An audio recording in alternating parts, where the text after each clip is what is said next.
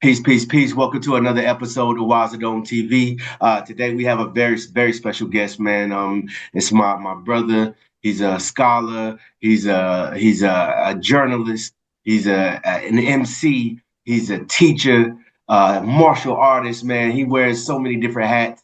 You know what I'm saying? The God Sunez Allah. Thank you for coming through, my brother. Peace to the God, man. It's great to be here, man. One of my favorite shows. My favorite word is essential. So why is the dome is essential? You know what I Yeah, mean? I appreciate you, man. I appreciate you, Word. God. It's been a dope journey just doing this, Word.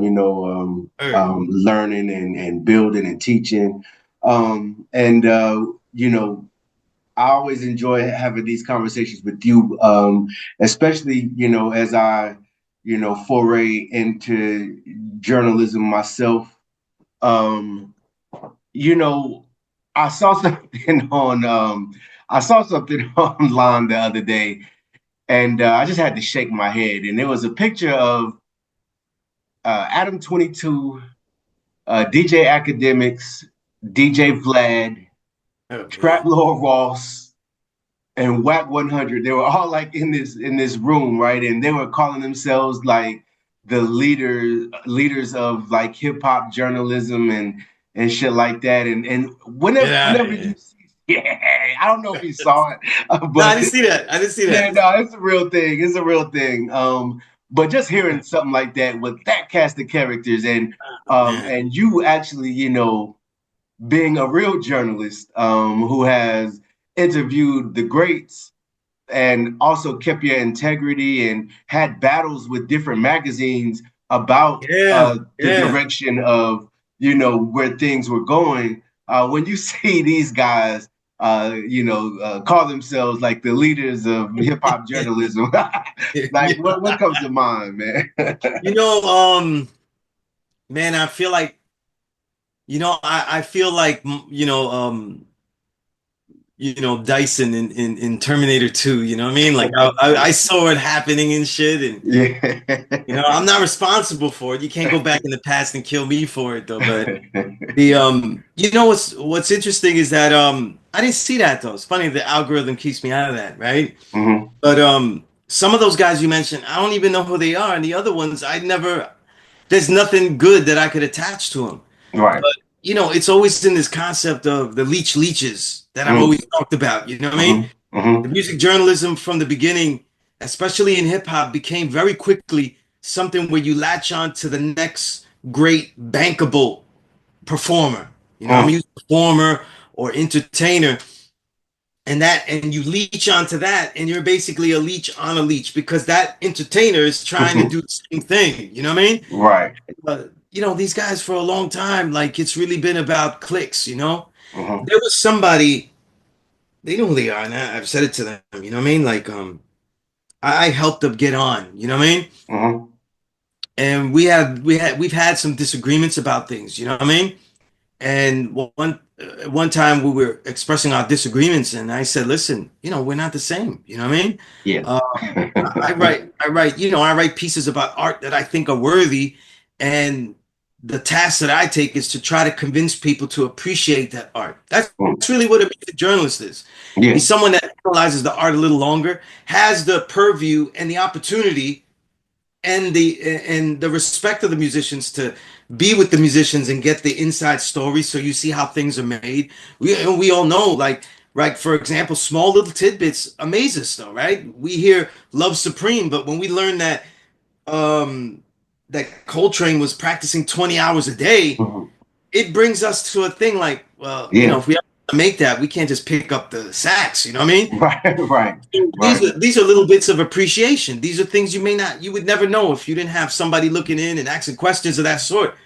And the thing is that when you get these type of journalists like that, I told this brother, I said, we're not the same because I care about those kind of stories, that kind of appreciation work. And they admitted, they didn't say it like they admitted like it was a negative thing. They said it like a positive thing. Oh And wow. they said it as a contrary thing to me where they were like, listen, I write things that get the most clicks, and you don't know how to do that, saying I don't know how to do that. You know what I mean? And I'm like, yo, if I had those evil powers, I would never use them anyway. You know what I Right. mean? Right. That's not what I want to do. You know what I mean? I don't want to get the picture of the dead rapper slain immediately. You know what I mean? I don't Hmm. want to go viral with things like that. You know what I mean? Yeah. I want Yeah. to get people's stories, people's insight. You know, we see a guy, um, so many of our MCs and so many of our artists return to the essence, so we don't see appreciation pieces about their work. No. See something else about death and destruction and something like that. Maybe we get a list of their Billboard hits or something like that. You know what I Hmm. mean? But we Hmm. don't get much else. And really, like, I don't. When I say it's a lost art, it's not because I don't see so many good journalists doing it. There's a lot of good journalists in the underground. Hmm. People that are just information givers, which are necessary. Then Hmm. there are people that get the deeper story. They're the great interviewers. Do you know what I mean? Hmm. But for the people that love hip hop music, I really think that journalism is dead. They don't care Hmm. about that kind of piece. You know what I mean? Yeah. Yeah. They don't really care about it. And to segue to my own work, right? This whole decade, I've been writing a reel of book every year, a reel of Hmm. 21, 22, 23. And Yep.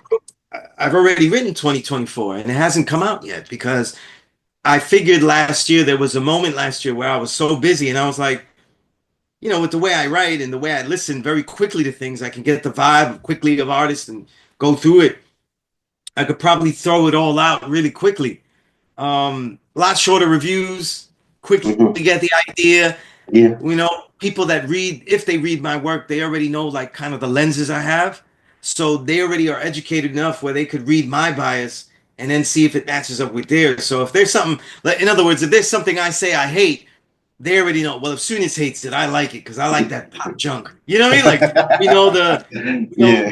what they like. You know what I mean? Yeah. I'm a Yeah. good barometer. That's what is important about a music journalist too, that they have a barometer that people can use. Hmm. But no, I realized that people don't really care about that in-depth writing per se as an immediate purchase. So I said, you know what? Let me write this really good. Let me Hmm. match up with the last book that was over 600 pages, and let me give Yeah. you a book like that. And they don't do it like that. It's all about getting the clicks first, this first, that first. You know what I mean? And Hmm. you know, no one cares about those type of stories, and they've been conditioned to not care about those type of stories. That runs the gamut from everything from music, the arts, definitely politics, God. Hell yeah. Definitely politics, God. People Hmm. care about a story quicker than they care about the truth of the story. You know what I mean? Hmm. It's all really just politics is really all just good guy, bad guy stuff now. You know what I mean? Yeah. It's all, Cobra Commander versus G.I. Joe, Right. you know, Right. Right. right? But yeah. All right. So that would what I was saying, like uh when I saw that picture, I just, I laughed, I thought about you just because I know, like, everything that you've put into the, even, your career as a journalist. And what's funny is too, like, we throw this word journalist out, we throw the word out a lot. Mhm. And they, like, all those dudes, like, can you write? You know what I'm saying? Like, that's what I want to know. Like, can you write?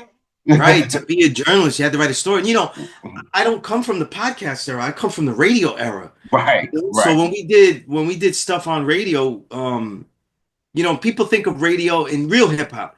They think of radio as just like fooling around and stuff because the legendary radio shows like Stretch and Bobbito, they had Hmm. that time on the air where they just fooled around and Yeah. all. But I don't come from that. I don't come from that either. You know what I mean? Just like Hmm. my written journalism comes from jazz journalism. The Hmm. Baracas. You Hmm. know, and Hmm. and so an extra amount of detail, an extra fury in giving detail and science behind the way recordings are made. I've always followed that pattern. There aren't really hip hop journalists that I followed much.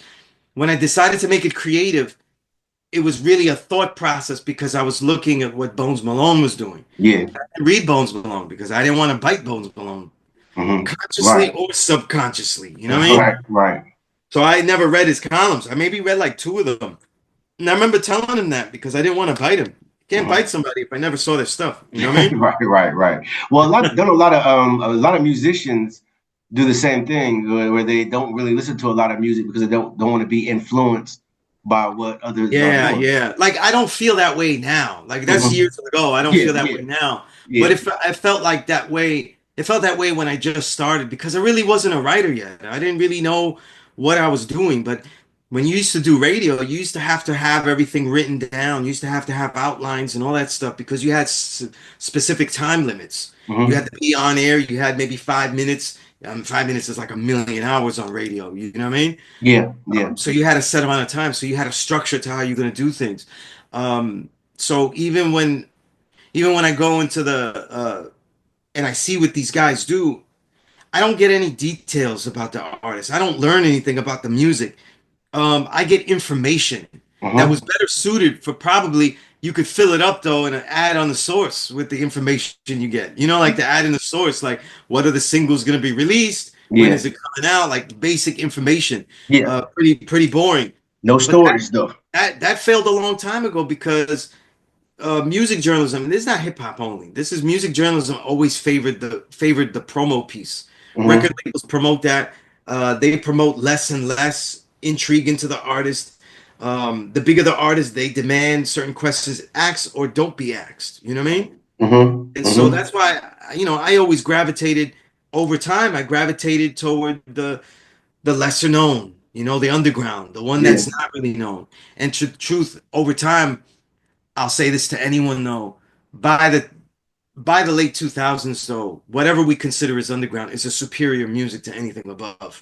You know, Yeah. there's no one that can even hang with that. You know what I mean? Any MC, any rapper, entertainer that makes rap records on the mainstream, um, they can't even contend. It's not even the same ballpark. You know what I mean? Hmm.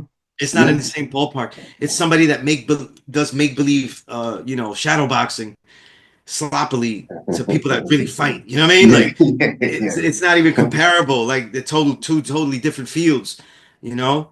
But they don't. None of them come out of that tradition, but they do come out of the tradition that the artists that sell out now. I hate using Mm. artists. The entertainers that sell out come from. In other Mm. words, they keep an eye to what the people are purchasing, and they keep an eye to who the funders and record labels, media, whatever funder is, what type of thing that they are looking for, and they appropriate and adapt their brands because that's what the whole word means. Really, that's where it came up from. You're adapting your brand to fit those who will promote your brand or purchase it. You know, Mm. and that began a lot with the artists, though. You know, where they would wait, they knew what the labels wanted, though. So oh, you want me to do a jig? I'll get on the table and do a rap and Yeah. do a Yeah. whole dance, right? We had Yeah. those, right? Yeah. We had those. Absolutely. Yeah. And they what people forget is that the media was right behind doing the same thing. Mm. Right behind See, doing the same thing. that's very important to key on because I don't think a lot of people even maybe not take the time to see it that way, right? We can see it's very clear sometimes when an artist sells out or an artist dances a jig for corporate, Yeah. for corporate entities, but it's not always this. Back then, at least, it wasn't always that easy to see when a journalist did it, right? Yeah. Sometimes it would be in a fine mist, and if you Oh, weren't for real. aware of For real.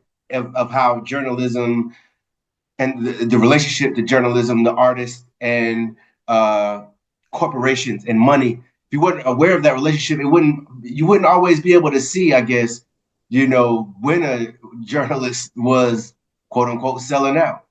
Yeah, you wouldn't see that. You would have to read it in the text and stuff.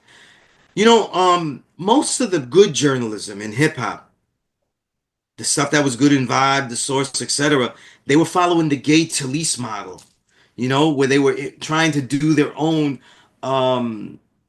fictionalized truth, Mm, and write fiction pieces in a fiction style, write about what they were viewing. And that was able to do that because journalism still sent you to hang out with guys for a day or even two. mm-hmm, mm-hmm, You might be able to hang out with a day or two. Like, for example, Gay Talese's one of his famous pieces was called Sinatra Has a Cold. I think that's what it's called. And he was with Frank Sinatra, but he was on and off with Frank Sinatra for like a whole week or two, mm. Right. checking him out, hanging out with him. And so the pieces back then were about 30 pages long. Yeah, They were yeah, small yeah, books. They were yeah, small books, yeah, yeah, and yeah. Wait, I read that. I read that piece, and what's surprising is that the amount of information was very little. Mm, Was very really? little, but it was Well, very it was fictionalized really well. It's just that the information that was in there was stuff that you couldn't get anywhere. But it hmm wasn't that like per page, not that hmm much. A right, lot of right. description, a lot of detail, a lot of insinuation of what he's seeing. But Sinatra wasn't good at the interviews. He didn't like doing them, you know? Hmm hmm But so it didn't work out. So but a lot of the early journalism was like that, so they were writing pieces like that. My contribution is that I thought that was creative, but as a reader, I was always like, they're trying to make a floral arrangement around the rapper in telling hmm the story. And I want to eliminate all of that. I don't want to write 4 paragraphs about the sunshine hitting Queensbridge Project's windows. You know Yeah, what I mean? yeah, I yeah, don't want to yeah. write about any of that though. I want to write about Mhm, the details of the artist. So I always kept it where the creativity would be in not just the prose, but in also the poetry I was adding that was and a lot in my art aspect in those pieces, it was actually that creativity was basically trying to highlight the themes of the artists themselves, mhm, and how they coincide with me. Like mhm. why am I so interested in sharing this person's ideas and this person's music? Yeah. Sometimes I could be a totally different artist or person than the person I was interviewing. Or let's say if I'm interviewing, one of the gods that builds, then we would be more of a like mind, and I'm trying to show that as well. Right. So it was so my art, I always tried to make the artistic part of the pieces try to highlight the artist's themes, their creativity, their essence, if you will, and my appreciation of that essence. Because I figure if the whole piece is about an appreciation, then let me do that with the actual creative part. So that's what it was different. Most of the stuff was just you know, was this really just nonfiction, hmm written that way. And it was good. Some of people were really doing it good, you Yeah. know. Yeah. I just didn't Uh, care for all that detail.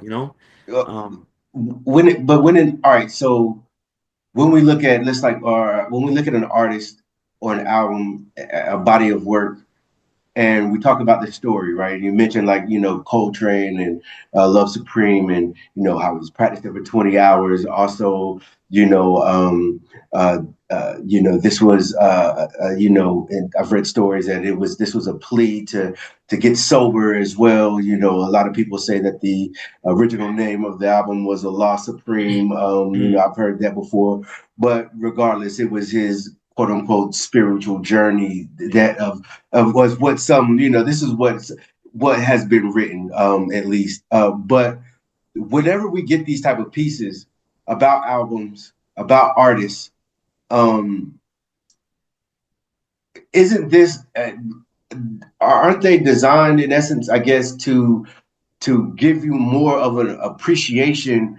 All right, especially all right, we're dealing with black artists, right? We're dealing with people who have not always even have not always been seen as human, right? right, And the journalist is showing the humanity of the artist, right, showing right. showing the creative process and the expression of that humanity through the art. Isn't that like some of the job or the journalist can act as a bridge in that from the artist to the listener? Yeah, I think it's vital. Like the humanity of the original man Yeah, is one of the absolutely. most important themes of any music journalist, though, Mm, because everything that our people make, and really, it goes through the entire diaspora. Caribbean music is all they're just trying to have fun. yeah, right, right, So right, it doesn't right. matter what music quality it is. It's fun music. It doesn't Yeah, mean anything. right, right, Black right. American music, which was really the core, like jazz, everything is just instinctual. So they Mm-hmm, chalk it up to European forms of structure, right? The mm-hmm, AAPA format in jazz, and then the improvisation infused into those formats, and it's all instinctual. They just know what they're doing, and they didn't know music. They just do whatever, and that right, becomes, you know what I mean? And right. that kind of attack, like because of the great journalism that was done, let's say with Coltrane's Love Supreme, you don't just hear it. It's just some like really nice horns that sound addictive Yeah. the Hmm. minute it pops off, you know, Hmm. because it is Hmm. addictive. Like those are some of the most addictive horns ever when just from the beginning, you know what I Yeah, mean? yeah, But the yeah. thing is that it's like there was such a plan, there was such a Blue theme. Train as well. Right. We get that when we listen to a with classical music, we know that they have measures and there's a whole story, Hmm. right? But Hmm. we weren't getting that with black music. That's why, like, to me, the jazz journalism is such a legendary moment. People like Amiri Baraka and others, you know what I mean? Hmm. Um, they were showing the deeper humanity that we had because, it's like, yo, they're deep thinkers. They Right. thought of these things and they had a plan. Hmm. So like when we listen to Lee Morgan, he's got a plan in the attack. It's Yeah. not just I just gotta rip something. I gotta rip something for the ladies because that's the only mentals when black people do a solo. That's the only mentals that people think they have. It's just like Hmm. they don't have no story to tell. They don't want to have Hmm. and Hmm. we find with the good journalism, it's definitely not true. And then with hip hop, something so lyrical, something so blatantly deep. Hmm. Don't say like, "Yo, what were you trying to do here?" Or you made consistent records about these ideas. When are you finished with these ideas? When are you content that this has expressed all of the ideas? No one wants to ask these things. No, I mean, no. and even with their most deepest artists that are in the mainstream, right? Because Hmm. I'm no fan of him, but he is a lyricist. They don't ask Lamar any of these kind of questions. Mm-mm. None of Right. them. Right. I haven't. I didn't find one thing to ask him about. Well, what are you trying to get across here? Right. They can't even ask like questions like basic shit like why'd you choose these kind of beats? Right. Right. Why are they different from that one? And why did it, Hmm. we have to get think pieces from white kids in suburban areas, about why he's choosing the music he's choosing. Yeah. Nobody can get to him and ask him like, yo, why did you make the music like that? Let's Right. even from someone like me that's not really a fan and I find him very performative. I might have a different view if I got his ideas about the music, Right. Right. right? Right. It's specifically designed the journalism for people like me that we're kind of on the fence. We don't really know the intentions of the music. Hmm. Actually, some of the sounds of the music I don't care for. You know what I mean?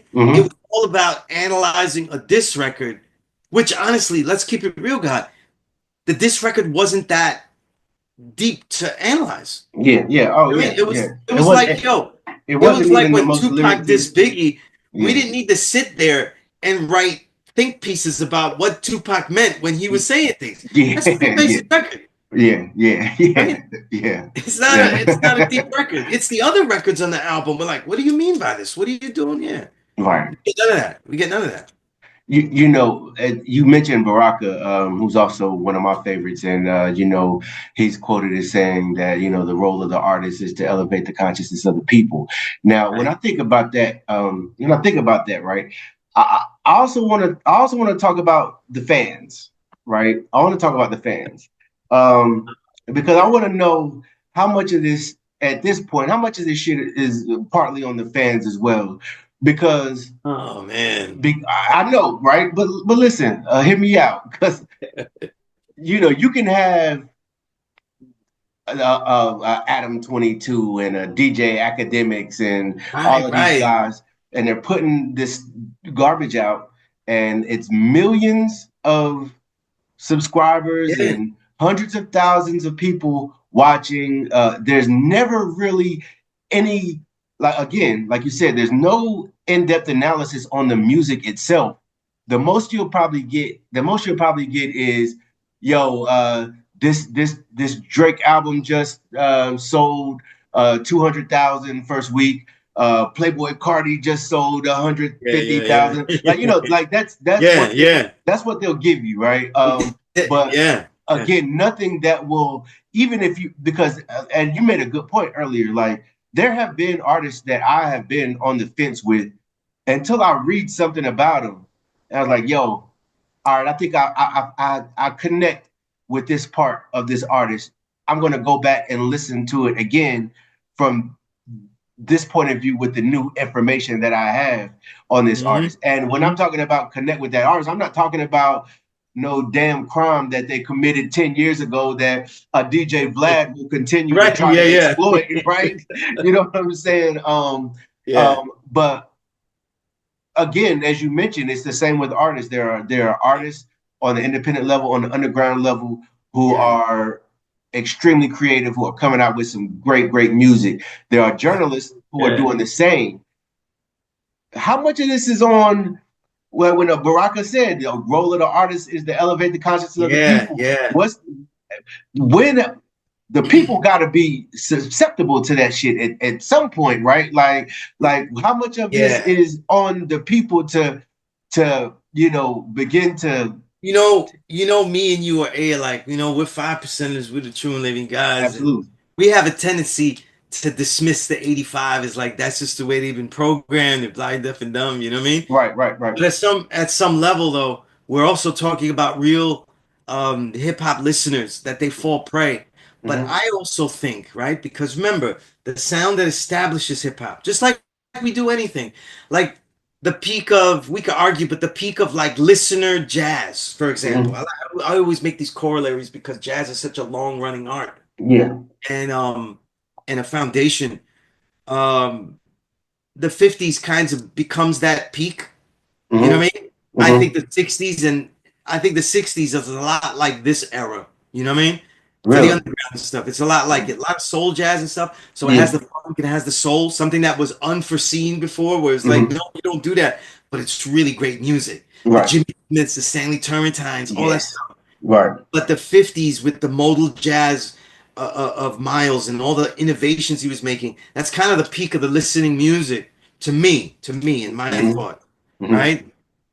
And when I liken it, um, to hip hop, I kind of feel like that '90s era, the '90s, late '80s through the '90s, up to I would say up to '98, right? Mm-hmm. That's the peak of the recording music where it's Mm-hmm. established. Like this is the standard bearer of what hip hop is, Mm-hmm. and I think after that, that group of people, right, ends up being the people that end up being the age group of what real hip hop standard is. So Yeah. after that, you get people that will uphold the standard or drastically change it as like that's not our own. Mm-hmm. And sometimes people, this is what I found. Sometimes people will like a lesser version of something as long as it's theirs. Yeah. Right. It's the Right. most of the people that Absolutely. like music. They will like shitty music Hell if yeah, they it's not will. theirs. And I Yeah. never had that thing. Like I used to have this when I used to dive into other genres. And I first remembered this because, I have a Puerto Rican background, but my family was very assimilationist and trying to get me to be American, not made fun of. So they Mm-hmm. didn't teach me Spanish like that. They didn't have me listen to salsa, none of that stuff. So I had to go get it, right? Yeah. And as a in my late teens, early 20s, I was going into Spanish Harlem talking to musicians, and I ended up reaching peaks where I was like having conversations with Willie Colon. Like it was that Wow. peak. Wow. Mm-hmm. And so I really got to see what the music I was missing. And Yeah. it's really pre-hip hop. Like Yeah. that's the urban music right before hip hop. Right. Like Mm-hmm. Willie, I remember Willie Colon telling me that all the clubs hip hop started in are the clubs we just left. Wow. You know what I mean? Wow. They were on Jerome Avenue in the Bronx, Mm-hmm. all that, everything. And the thing was, what I realized was I I would be in some places buying salsa music and getting into it in the culture, and other people my age would be like, "Yo, man, this new Mark Anthony came out or something else," and I'll be like, "Nah, I'm not wasting money on that. That I'll Mm-hmm. tape that. You get it, and I'll tape it. Mm-hmm. Yeah. I'm Yeah. getting Yeah. this." You know what I mean? They Yeah. would look at me Yeah. crazy because I'd be getting like an old Sonora Ponceño record or something like that. Yeah. I think people rarely do that. You know what I mean? Mm. Rarely do that. And it's something that is because people, the idea of pop music isn't so much that it's the popular music because it's like the new thing. It's just because it's the thing that's of that time. It Yeah. doesn't the new sound. It's just from those people. And it could be a lesser music for sure. Mm-hmm. You know what I mean? It could really be a lesser music. And then there's a lot of other people that will like music just because of theirs. The industry, It seems like it's a problem though whenever we identify it as a it lesser really is, music. right? I've had the same argument with other Puerto Ricans. That the industry never wanted to make a confusion of markets, right? Because just in the 70s, they made the markets. Is this going to be soul music? Is this going to be pop music? Is this going to be that? Is this Mm-hmm. going to be jazz? So that's when Miles Davis, when he was making his funk records, he was like, they keep throwing me in jazz Mm. and I'm losing money here. He Right. wants to be everywhere. Like he wants to be next to Prince or next to Sly and all those Right. guys. Right. And he's getting pissed off about it. And that extended to hip hop because like we're only selling this as a Black American music. It doesn't matter if they're Puerto Rican, say MC. If we have to sell that, we can't do that. We don't know how to do that. And a multitude, a multitude of Puerto Rican MCs. I was from Fat Joe to Q Unique, Prince Power Rule. They all told me the same thing, that they had to fight to get in because they were promoted to do something else, not hip hop, right? Right. Right. And so that's when you get like lesser forms of music like freestyle or reggaeton, which I'm always a hater on reggaeton. But Yeah. we know that though. Let me ask you about that. Why where does the hate of Oh, reggaeton I come from? love real rapping, lyricism. Mhm, So when mhm. people ask me what I love It's about so hip hop slogan music, based and yeah, mantra when, based. when people ask me about what I love about hip hop, God, it's always the lyrics first. Yeah. What Mhm, they're saying, the depth of it. And in the early and mid '90s, um, hip hop in Puerto Rico was very heavy on actual rhyming. They mhm. had very compared to us, because by '92 you had like Large Professor, you had Beat Nuts, you had Tribe, you had all these. Like I'm just naming Queens right now. Yeah. I'm only in one borough, Right. but Right. such a refined beat making that nothing in Puerto Rico was even close to that. It sounded primitive and kind of outdated. You know what I mean? But Mhm. they were really rhyming. They were really Right. rhyming. Some battle bars and stuff, rhyming. And reggaeton, what people never want to admit about reggaeton is that reggaeton sound was based off the one dembow beat. One, not many, one, because that was like the party track on the album. Just like the format at the time in the 90s was you got one track on it, like Big Papa. Yeah. But the Biggie album is not really Big Papa. It's a lot of other type of songs, Yeah. Juicy, Mhm. all that. Now, mind you, at that time, it only takes you one pop record for me to dismiss you. So, that's Yeah. my mental here. So I really was. I really was. And so with the reggaeton, the reggaeton sound was a party record. Talking about hoes, parties, etc. Only that one record on the album that will sell it.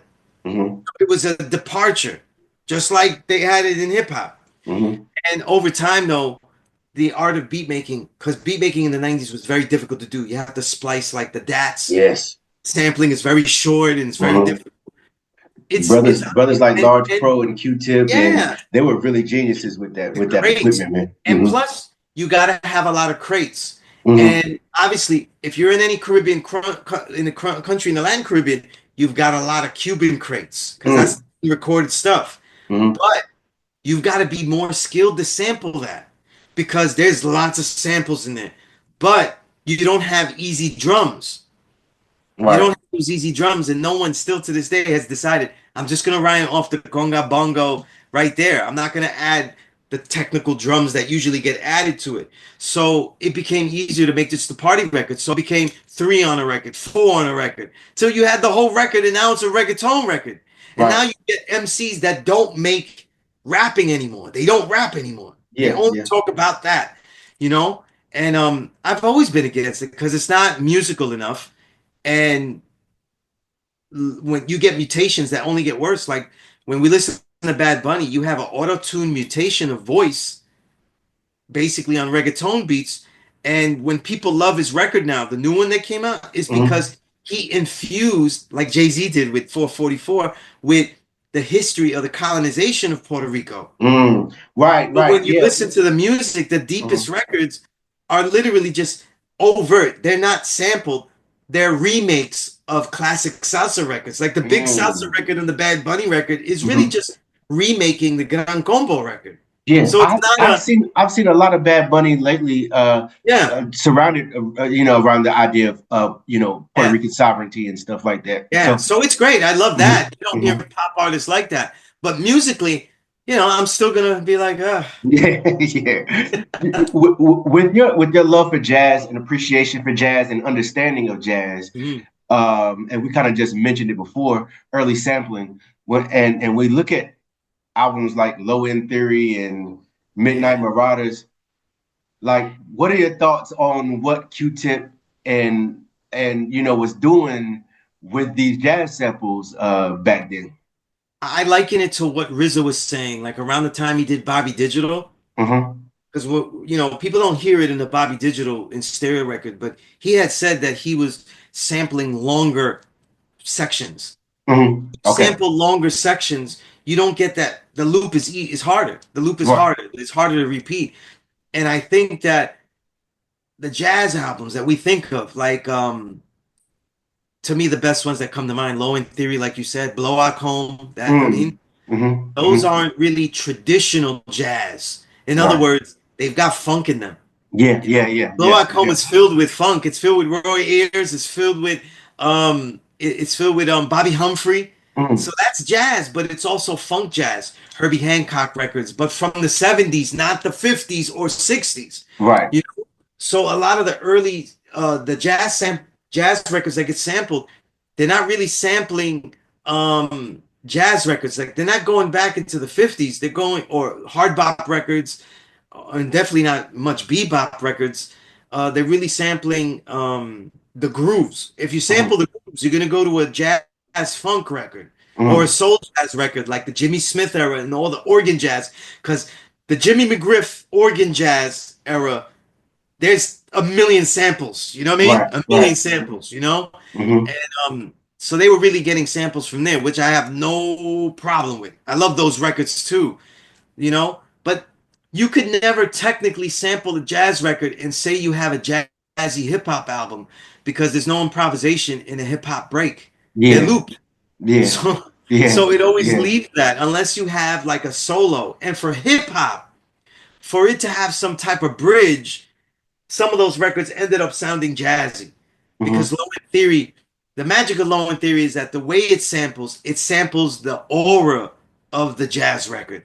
That's that special horn, that special, riff. So it sounded jazzy. With Diggable Planets, they kind of extended and caught some of the improvisation Yeah. because they were sampling sections, you Right. know.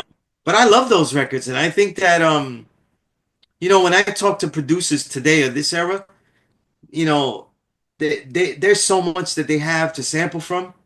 They Mm-hmm. start realizing that nobody sampled anything, and then you have producers that they're deliberately being arrogant, wonderfully arrogant, and be like, I'm gonna sample Aretha again, Yeah. like being dangerous, Right. and I Right. love all Right. that. I love all that. They're like, nah, I'm a sample. I'm a sample respect. You know what I mean? Like, no, Right. no, you can't do that. Right. Right. and they, but Right. they do it, and so it has a lot of the countercultural ethos. I like the Mhm. disrespect. Like I could do it. You know what I mean? Yeah. Yeah. Sample what he just sampled. I Hmm. actually don't get mad about that. You know what I mean? I get mad if I write something and I say that it's a nice Al Green use here.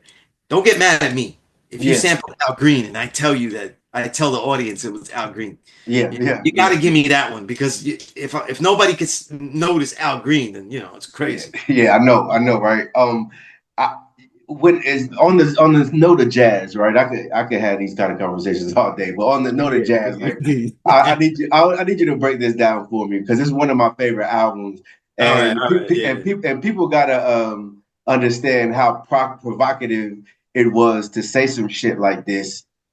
Ornette Coleman, The Uh, Shape of Jazz to Come, even saying some shit like that, like. Can you put that in perspective? yo, What that would be like an MC saying? You know what I'm saying? yo, for me though, to me, because I'm a real Miles Davis guy, right? Mhm. And Because there was some I beef started too. collecting Ornette Coleman Uh-huh. because he was the enemy of Davis. Yes, yes, His yes. autobiography was like, man, these Yeah, guys say stuff and they don't even know how to play it right. How you gonna yeah. change stuff you can't play it right? Like he was like that, Yeah. you know? And I was like, and then honestly, I bought Shape of Jazz to come, and it was beautiful. It's a beautiful Hell record. yeah, man. Hell yeah. It's like no flaw in it, and it's not. I don't consider it like a free jazz record. Mm, It isn't. mm, It's the records after that. mm-hmm. It's the records after that where I forget the name of the record. Where Ornette is basically playing two orchestras at the same time. Wow. And it's nuts. I'll tell you the name of that record. It's just a wild Mm. record for people to reference. And listen, when you hear it, you're going to be like, I don't know if I like this. Yeah, It yeah. really takes some time to acclimate to it. I think it's one of the third or fourth records. It's a Okay. really Change of the century. no, not that one. This tomorrow is the question. Or It might net.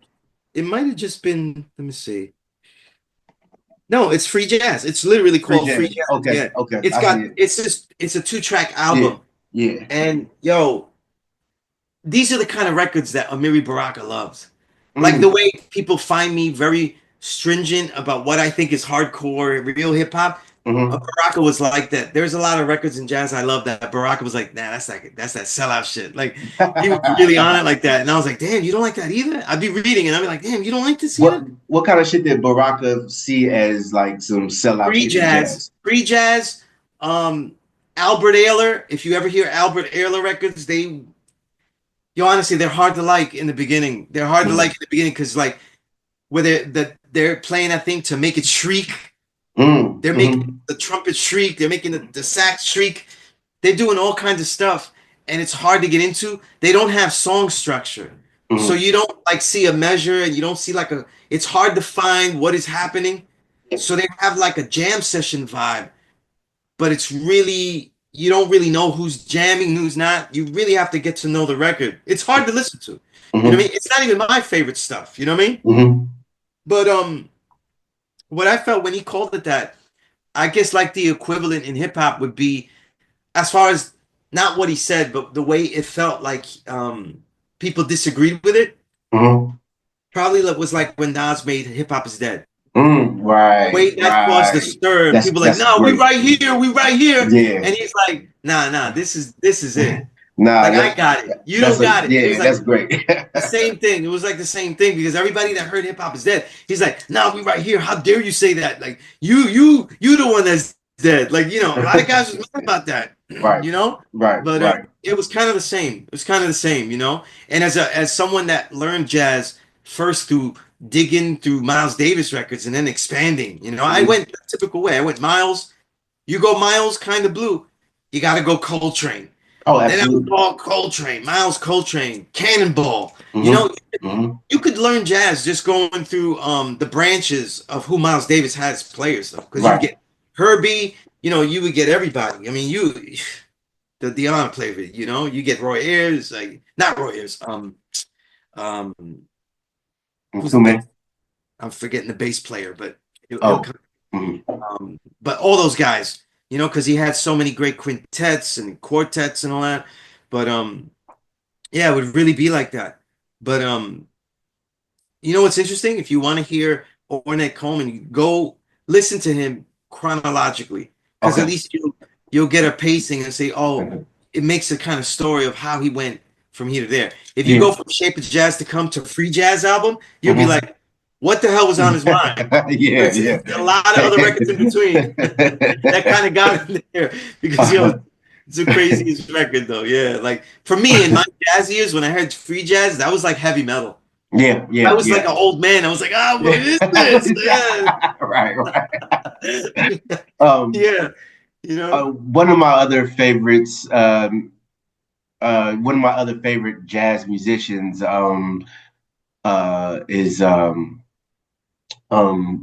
Blakey, and Yeah. yeah, yeah. When we talk about his style of drumming, like what comes to your mind? Just that thunder that he brought, man.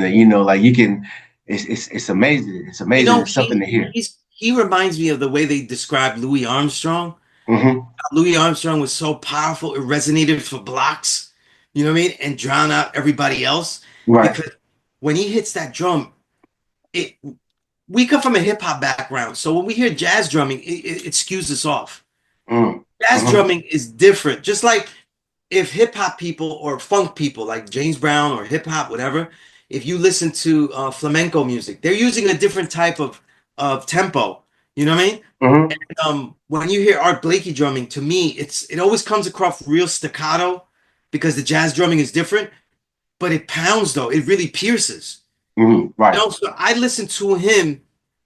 I listen to him the way I want other up. I listen to him like other up tempo music. Hmm. Yeah, You yeah, yeah, know, yeah. because it's a different type of jazz. It really gets me pumped up. I listen to it like the way I listen to salsa. It's really up tempo for me, even if it's not. And it's always challenging and stuff because no one dominates. I don't hear anybody. I even felt Max Roach blended into the music more than Blakey. Mm. Yeah, he's Blakey yes, pops out way more. You know what I yeah, mean? yeah. And I don't And think I love Max Roach though. I yeah, love yeah, yeah. it's not good or bad. I don't think it's Hmm. good or bad. Hmm. Um, I think it's great because that's what made art so unique. You know what I mean? And he's Hmm. another one. Like if you only collected Art Blakey records, you would have a doorway to the legends because so many guys left him and were legends. You know what I mean? Like Hmm. Lee Morgan. I just mentioned Lee Morgan. You know what I mean? Hmm. Right? So a lot of great guys came out of that. Who's the other pianist there? Um, Horace Silver. Horace Hmm. Silver comes out of Hmm. the Art Blakey, and he's a legend too. You know what I mean? And his career is great too. A lot of these jazz guys had great careers where they really went into all the eras from hard bop to soul jazz into the funk jazz. Hmm. Horace went into some avant-garde too, and he was in that era where they were wearing like they really did it Africaned up, and they Yeah, were getting yeah. into their roots though. So the album covers got all spiritual. Right, You know what I right. mean? So he was one of those. And Yeah. it's fun to hear the shifting. You know, Hmm. it's fun to hear the shifting and how these guys all became different. Because when I first started hearing jazz, I was one of those that I was like, oh, why can't Miles do everything like Kind of Blue? You know, Right. 'cause shit was cracked But to me. he would never be satisfied Nah, with doing he that. never Hmm. would be satisfied, you know? Hmm. And today I appreciate because we're East Coast, so I'm New York, so I don't appreciate the funk like that. Hmm. It took me years before I like Parliament Funkadelic records. You know what I mean? I'm Right. like, nah, this is corny, Hmm. man. Yeah, Dog. yeah. You know No, what I that's mean? my Like, guys. Yeah. yeah, I'm like, but now I listen to it, I'm like, I'd be like, did you hear that? I'd be like, Yeah, yo, yeah, yeah, I yeah. go OD, but I used to hate that shit. You know what I mean? Right. Right? All my funk was like Sly and the Family Stone, Mm. B, you know what I mean? Did you Uh, see that documentary, the new one no, with I didn't see it Sligo? yet. I didn't see it yet. It's You know what I really mean? it's really I'm good. definitely gonna check that out though. Definitely gonna check that out though, you You know? know, one thing about Sly, I don't feel like he gets a lot of the credit that he deserves, He uh, doesn't. because he is pre Parliament Funkadelic. He was coming Yeah. Well, you know with who the thing is, the important guys like George Clinton in his autobiography gives credit to Sly. oh wow. Hmm. You know, he Hmm. does. He's like, that's the guy. Like he had the funk, you know what I mean? Hmm. And when people ask me what's my favorite record, because they know I love JB the most out of the funk. Yeah. But my favorite you know, funk album actually is what's the name of the album? With America on the cover, the American Oh, flag. there's a riot going on. Yeah, there's a rag on. That's my Hmm. favorite record because I remember getting that cassette and when that got up to thank you for talking to me, Yeah, yeah, yeah, yeah. do do do Yeah. boom, boom, boom. I was like, I didn't have a speaker big enough to to relieve myself of how I needed to hear that. You know what I mean? It feels like it's similarly to how a lot of Yeah. jazz musicians Well, operated. He you didn't know, care about rules that much. yeah, yeah. Well, let me give you an example of why hip hop journalism got ruined by telling you what about a great book about Sly and the Family Stone, right? Okay. Hmm. Miles Marshall Lewis was one of the great hip hop journalists, right? He wrote um feature articles like the way I said it, in the Gay Talese way, like everybody did, you know what I mean? Hmm. Hmm. And back then I disrespected all the journalists because I blamed all of them for the wrong grades and stuff. You know, Cuban Links ain't no classic. No, no, no. I like all that kind of Smith and Wesson is only a three. Like, yo, nah, it's bullshit. And I understand it later because there was a post one time. I remember Pun's widow, Liza, who I know her, and she should have like at least asked me about it. she shared the review of Capital Punishment from Double XL. I wrote Mhm. that, and it only Mhm. got an XL. It didn't get a double XL. So man, in the Mhm. comments, people were like, "Yo, this motherfucker don't know shit." I'm getting roasted in the comments though, and I'm trying to tell him, "Yo, the writer, the freelance writer, did not make the grade, but nobody listened to me." You know what I Right, mean? right, But right. Miles Marshall Lewis, though, he was a great writer. He is a great writer. Not was a great writer. He wrote one of the you know those short books though that they make about I'll find it now.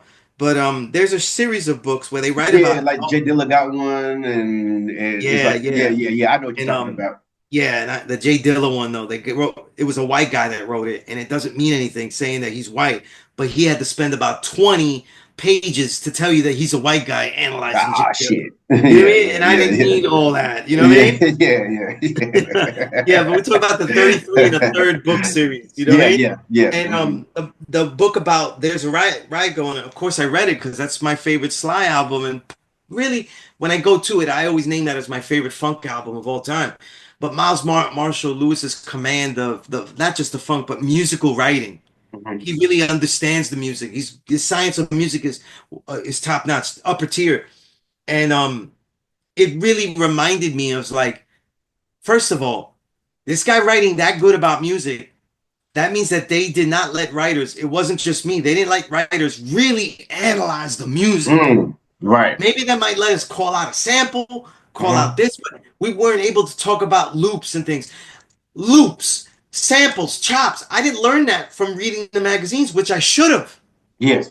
Right. I learned that talking to the artists and being in the booth, being Mhm. in the laboratory with them, being next to guys making beats. You know what I mean? Mhm. And so they weren't able to write about that kind of depth. And a lot of the journalists that were really about journalism, they were getting into hip hop because it was a place where that actually hired black journalists. Right. What people don't understand is that for all the things about the source of Double XL, and they have 1,000 flaws, they went with hiring journalism majors from universities, but they were actually black. Right. Right. That's why I say, like, the people that sold out journalism, they're not white, they're Mm. black Yeah. because they're the foot soldiers that shot the innocent people in Gaza. So Mm. we talk about the Sharon's own the magazine, right? Yeah. Yeah. But it was the foot soldiers that were writing that decided to write those things. And I Right. know because I was told to write some things like that, and I refused to. I would say, nah, I can't write that. And Yeah. we're the gods. Like, if you tell me to write something, I'm like, nah, that's wisdom knowledge. I don't know if Yeah. it's true. Yeah. And I'm Yeah. like, nah, nah. And they're like, Yeah. no, we'll get somebody else to write it. I said, you get somebody else to write it. Right. They would actually, we'll write it, but we'll just put your name on it. I said, nah, you ain't doing Nah. that. You Yeah. ain't doing Yeah. that. You really believe in what you're saying? You You put your wouldn't name ask on me it, to put did my name on it. You know, you? you put the name on it. You know what I mean?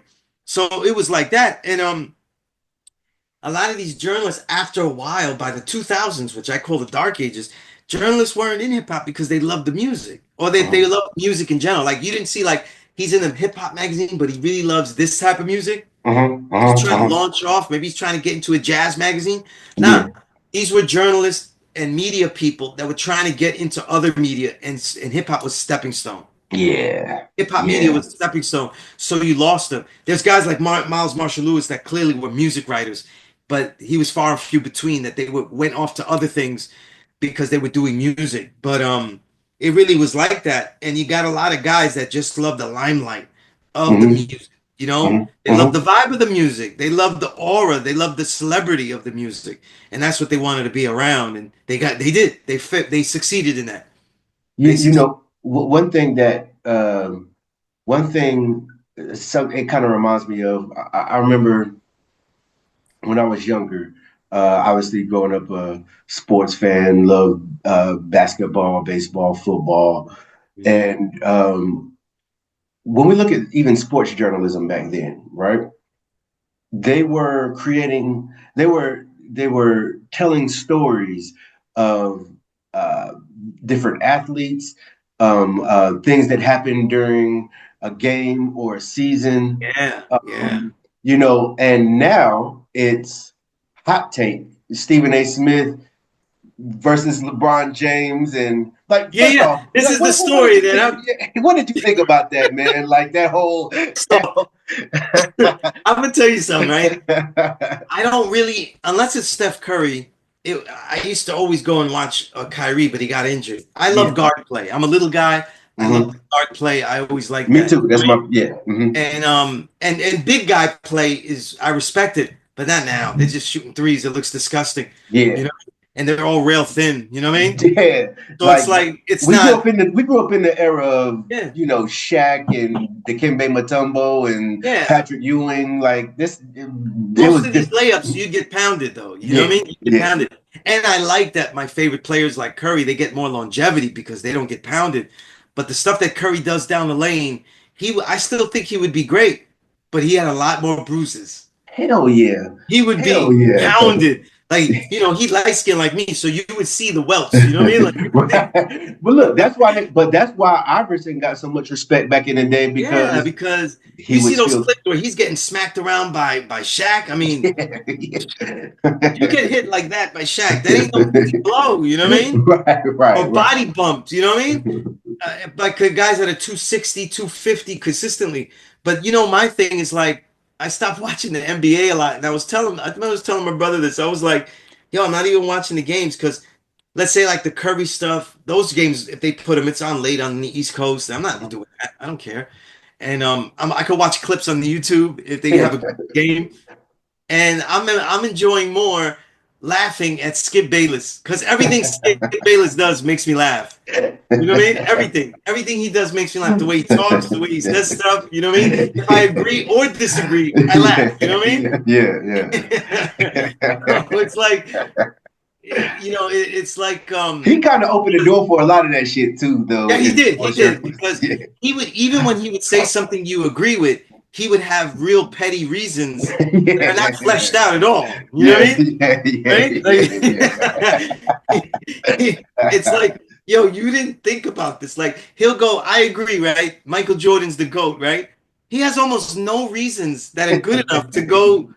Like, there's a Right. thousand more reasons you could give. He gives like two of them, and he just goes, Michael, Jeffrey, Jordan, Yeah, like, yeah, yeah. and I just laugh at that.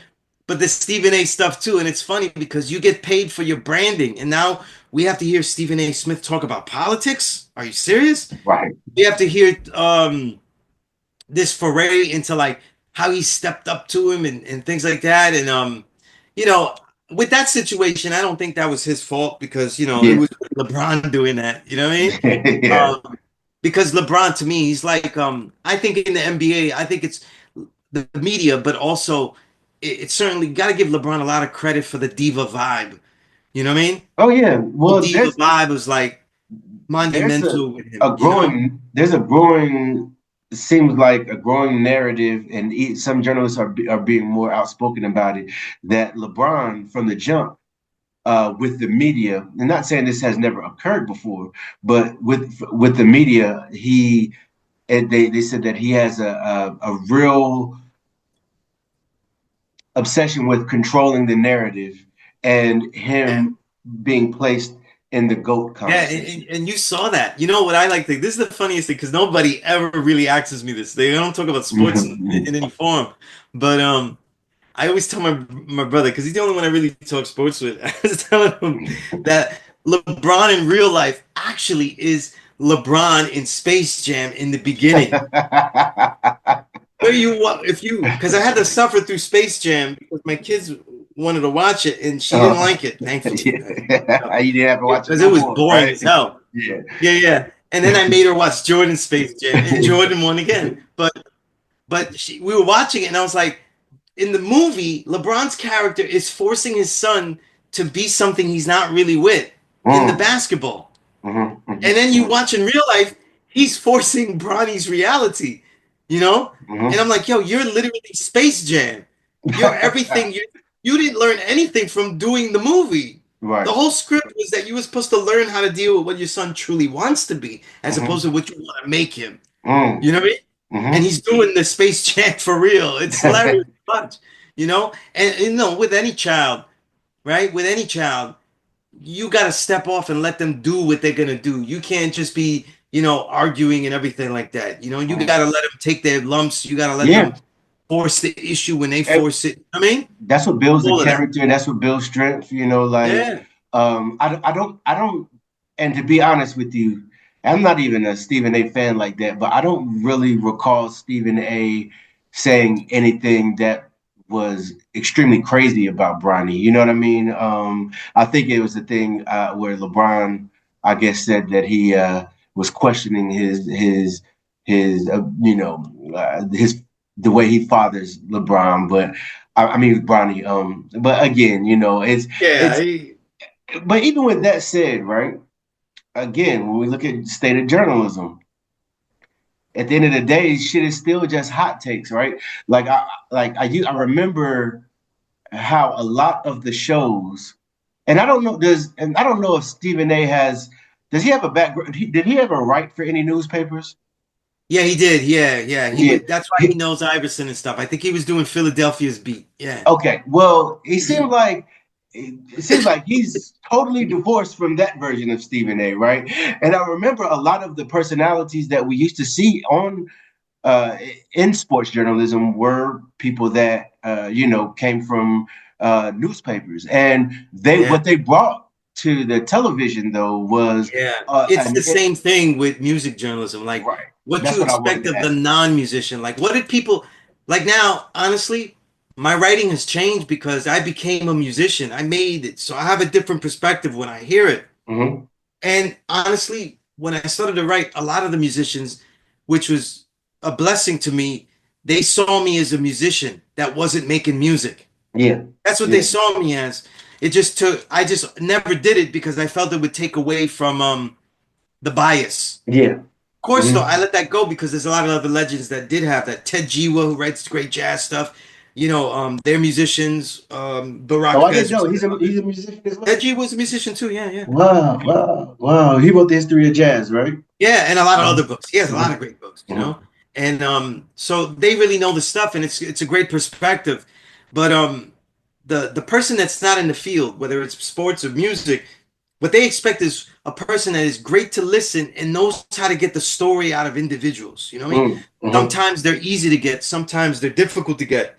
Sometimes they are emotionally based, sometimes they are technically based, you Hmm. know? Hmm. And the good journalist will know which and where or both to attack it from. But in sports, you don't get any of that anymore. You don't get the good No. story. I don't think they could ever mine an artist long enough to get a good Sports Illustrated, 10-page piece Yeah, anymore. You know yeah, what I mean? They yeah. don't really Well, get their histories. They don't really get the details of that. And it's funny because you say that because when I was a kid, I didn't really read it all. mhm. So my parents, they would buy me Sports Illustrated magazines because we read about sports. Yeah, And that's pretty much the first journalism I was reading. So that had to have same here. impact when I started to do music journalism Yeah, because I didn't know music journalism existed until I saw a magazine with Tribe Called Quest about it, and it was the Source magazine with Tribe on the cover when I was in college. And I was like, damn, they got magazines about this. right, right. I didn't know that there was whole magazines about the music, you know what I mean? Hmm. To then I thought it was just like pop music that had stuff. Yeah, yeah. Speaking of pop music, and we've built on early sampling of jazz fusion records and things like that. And when we listen and we talk about pop records and production and um, this whole damn genre bending thing, where like I can't. It's like All right. So we often hear about what's lacking in hip hop, what's lacking in R&B music. But I see white kids saying the same thing about what's lacking in rock and different genres that maybe not country, but I'm pretty sure like yeah, I don't really care about the shit. But Yeah, yeah. but what I'm saying is like all of but pop music, right? I was listening to a political analyst the other day, and he was talking about this is what America does. They'll take something that is grassroots and is built from the bottom, and then they will corporatize it, and then it becomes top down instead of bottom up. And you have all this shit that sounds the same, or all this shit that has no meaning to it, has no depth. to it thing, artists that we go from an era, we go from we go from black music having people like an Aretha Franklin or Miles Davis, that people that are irreplaceable, to artists that even labels feel like are replaceable and will replace you and have somebody else put out the same record you just put out a couple years ago. Like, Right. what are your thoughts on that? This whole idea that because I remember there was a stand. I forgot what artist said it, but he said like, yo, if you want to find the most innovative music, go to the ghettoest studio you can find, right? And is that even a thing still? Is that a thing still? Like where It's are we? harder because there aren't many studios where people get together. You know what I mean? People Yeah, record from their home and stuff. So it's more yeah. grassroots though. So like one of the great crews of today is the church. You know what I mean? Mm-hmm, Out in the Bronx, and you got Spanish Ran mm-hmm, producer, you got Blue Azul, you got Tree Mason, you got Aldo, and all the guys that he produces for like UFO Feeve and others and stuff like that, right? And where Spanish Ran is like really his home base. Literally, mm-hmm, his home is that base, you know. So you mm-hmm. just got to be tapped in and stuff like that. That's why, in a lot of ways, journalism becomes very important, though. You Mm. know, even though people don't think so. And I think this, we didn't people didn't really appreciate and didn't really get enough um there's no connection because there's no journalists today. You don't get a connection historically, so Yeah. history gets lost too. So all the musics get lost. Rock music is very stale. You have to dig deep for the certain records that are good of new rock music. Um, Mm-hmm, there's some good stuff out there. Like I just heard recently this group named Black Angels. They're good. You know, mm-hmm. really dope stuff. But it led the first thing I think of with things like that is like people. You get a wave of like FBA. They're always on. Like, they stole this. They stole that. What Listen, idiots? when you hear white people and they do rock, right? It feels like they stole blues and stuff, and you could see the blues. Like with Rolling Stones, sometimes it's a little obvious though, and a lot of their records are just basically their version of the blues. It's not Yeah, even a rock record; it's their yeah, version yeah, of yeah. the blues. Muddy Waters and them. But if we took rock music in general, like I said, I think of this a lot. If you take rock music in general, um, if that's the way that you're gonna steal a genre, I wish they stole hip hop like that because rock music, whether you get the Led Zeppelin, you get all these great groups, even other groups like Grateful Dead and other groups, Mhm, yes, groups like that that were more progressive. Um, all of these groups, they basically were doing rock was really like their funk because they were riffing off the guitar and going deep into the guitar the way the funk went deep into the bass and drum, yes. you know? Hmm. And so for them, because they don't have the same type of rhythm we have, a lot of it sounded like stabbing rhythms, like stabbing rhythms. But the more you discern the music, it was a lot of it is really good takes. You know what I mean? Like you could find a lot of rock that gets a little boring, Hmm. but that happens with every genre. Just like when Yeah. people listen, they go, "Oh, that's boom bap stuff." I don't like that, and I Yeah. upset them. You know what I mean? But but a lot of rock is like that too. They were really their type of jam sessions, you know what I mean? And Hmm. when you go deeper into rock, that's what you're listening to. And I thought it was great takes on what was um what really was their it's like their funk. Like I guess to put it in what was Grand Funk Railroad? If you listen to Grand Funk Railroad, I'll even give people a song because this song I heard the other day. Hmm. I'll tell you what it was right now. People could look it up though, because that idea of the rock jam session. So Grand Funk Railroad, there's no group whiter than that, even though they're called Grand Funk Railroad. You can't get whiter than that. But what was the name of the song? They got a song called Inside Looking Out. It's about 9.5 minutes. It's over 9.5 minutes long. You could hear them jamming, and it's real quality. The bass levels is crazy. Hmm. Can't be hip hop and not like that. Right. And listen to it and go, man, nobody sampled that. Yeah, yeah, yeah, yeah. You know what I mean? Well, Nobody sampled that yet. Like that's the first thing I think of when I hear that. So it's like they had their own interpretations of it. And if black music in America is the foundation to recorded music, the most recorded music, because it's the most recorded music, it gets the most altered music because they Hmm. can have something to base on, Yeah, right? And is a foundation for everything from out of in the diaspora like reggae, in the diaspora like salsa, right? It influences everything, then it's going to influence everything else. So, do you, absolutely. but the question is, do you get a good influence that really takes it to another level? And I say, yeah. I would Yeah, say, in general, I would say, yeah, because I've heard more rock that is great than lesser. You know what I mean? yeah. Um, any of these, a lot of these great rock groups, I mean, they have tons of stuff, and they even had their own militant stuff, like the punk rock era, like with the Hmm. Clash. Like Hmm. that's the most Yeah, popular group it was you can a think lot of of. it was their form Yeah, of rebellion and rebellious and it music. You was know, right. Like the Clash has like songs against Vietnam and all that. You know what I mean? right, right. So they had some. They had song. I forget what the name of the song, but it was more like "I'm so tired of America." Like that was the name of the Hmm. song. It was like Hmm. "Dissing America," Wow, you wow. know. And it Hmm. was like, oh, we're so tired of what the Yankee has to do and all that. So I Yeah, loved it. You know what I mean? yeah, yeah, yeah. So it was like they had their real. I always liked Rush. I was always a big fan of Rush. They had their shit. Obviously Led Zeppelin. I think they're the Yeah, greatest. Of course, Jimi Hendrix is a foundation. You know what I mean? yeah, yeah. But I always thought it was good takes. Even like groups that are blatantly blues and white groups like Paul Butterfield's blues band. That's literally what they're called. They Mm. had some funk because that's where stress, organized confusion stress comes out of. Wow, That bass line. wow. Yeah. So I'm telling you, like they were doing So, some stuff and they were riffing and the blues was their model, but they they did some nice stuff. You know what I mean? so this kind of, we've talked about productions a lot today. Whenever you hear producers, from Ninth Wonder to Pete Rock to Primo, RZA, Dr. Dre, Jay Dilla, all of these people that I just named knew a lot of music, right? Yeah. Of different Yeah. genres.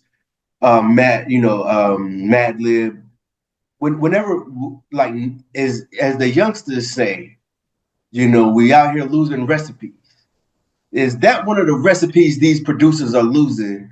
Just the being lightweight musicologists and understanding music the way a lot of producers that came before them Honestly, this did. goes back to the listener. No matter what happens, Mm-hmm. today's listener, even if they're like hip hop, the Mm-hmm. good hip hop, and they're trying to dig, they're not good listeners. They don't have a good history of song. Like for example, I said this years ago, and I found this out when I started to do the reel of books Mm-hmm. that people love the books because I'm reviewing like 300 albums in a book. Yeah, They're like, oh man, that's a yeah. I lot. mean, I'm ODing. Yeah, But yeah. the I thing got it is, over here. the thing about it is that when I hear the people that like it, the real hip hop listeners, they actually don't listen to a lot of other music. Mm-hmm. Mm-hmm. So they end up, no matter what, if you don't listen to other music, you can't say that you're a detailed listener Right, of music in right. general. You're a great hip hop aficionado, but you're not really a musical aficionado. You're not listening to other music. And I always thought that the lack of extending the palette always impairs.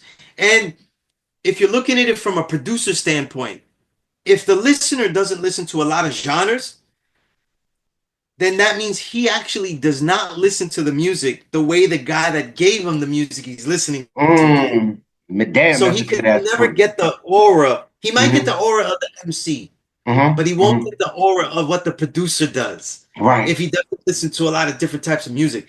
And I'll argue too that for the MCs, they won't really understand how MCs write. I always I told you this, and I say this all the time. When I write creatively, I usually write, obviously, if I write rhymes, I got to write to the beat. But when I write poetry and other things, I'm usually writing to other music. Mm, But in my mind, I'm always trying to write something like the way Donny Hathaway sung, you know, mm-hmm. something Mm-hmm. like that. That's always the vibe, you know what I mean? And a lot of these producers, they usually capturing the vibe of the aura they had. Like for example, right? When we heard Wu Tang 36 Chambers, right? A lot of those samples were used already. Mm, I mm-hmm. mean, he used synthetic substitution was used like a million times on there, right? other other famous breakbeats, but a lot of the soul records he did differently. Right. So when you heard them, RZA was sampling like the aura, the soul, the soul, the parts of the song that made it soulful, sad, bluesy. Whereas Hmm. other guys that other producers like Marley Marl, they were sampling the funk out of the record, Right. Right. right? So that's where the drumming was, that's where the bass lines were. So it depends on the part of the song you're sampling. That's why it matched up with the MC so well because Hmm. he had eight other MCs that were a lot of them were very soulful, like Ghost, for example. I Hmm. mean, that's a soul singer. You know what I mean? Yeah. Yeah. I mean, Yeah. I Absolutely. was there.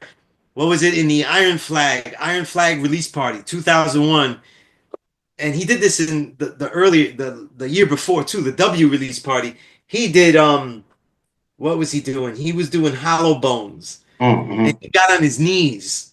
And in Wow. the Iron Flag one, he got on his knees and he's doing the verse.